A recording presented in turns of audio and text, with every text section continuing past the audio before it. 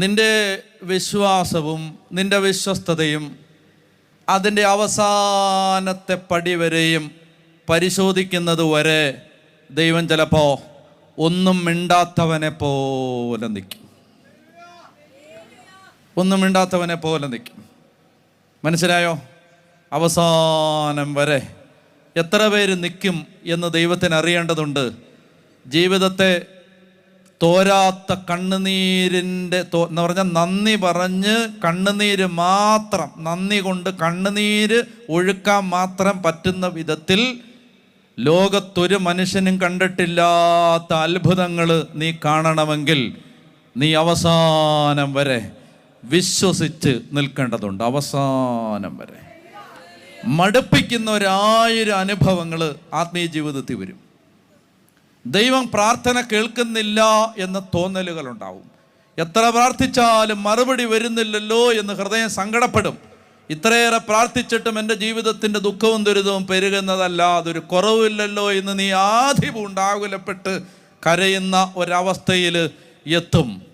ലാസർ മരിച്ചിട്ട് കർത്താവ് 1-ാം ദിവസം എത്തിയില്ല, 2-ാം ദിവസം എത്തിയില്ല, 3-ാം ദിവസം എത്തിയില്ല, 4-ാം ദിവസം യഹൂദന്റെ പാരമ്പര്യം അനുസരിച്ച് മാംസത്തിൽ നിന്ന് അസ്ഥി വേർപെട്ട് മാംസം അഴുകാൻ തുടങ്ങുന്ന 4-ാം ദിവസം കർത്താവ് എത്തി.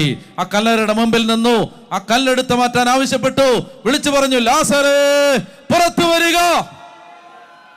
ഒന്നും നടക്കില്ല എന്ന് ലോകം പറയുന്നൊരു മോമെന്റിൽ ദൈവം നടന്നു വരും. ഹല്ലേലൂയ. മനസ്സിലായോ? അതങ്ങനെയാണ്. അതെന്താ അറിഞ്ഞൂടാ. ദൈവത്തിൻ്റെ ലോജിക്ക് അതാണ്. അറിഞ്ഞൂടാ. 7-ാമത്തെ ദിവസം 75 വരെ ഉള്ളൂ. എല്ലാവരെയും പോയി വിളിച്ചു.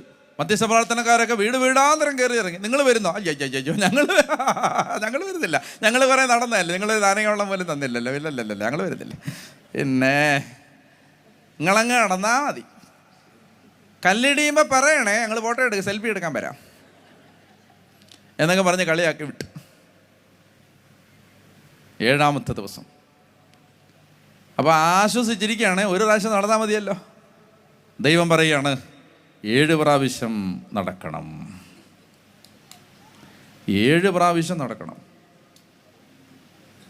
7 6 13 7 പ്രാവശ്യം.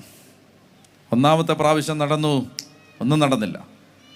2 3 4 5 6 7 ഒന്നും നടന്നിട്ടില്ല.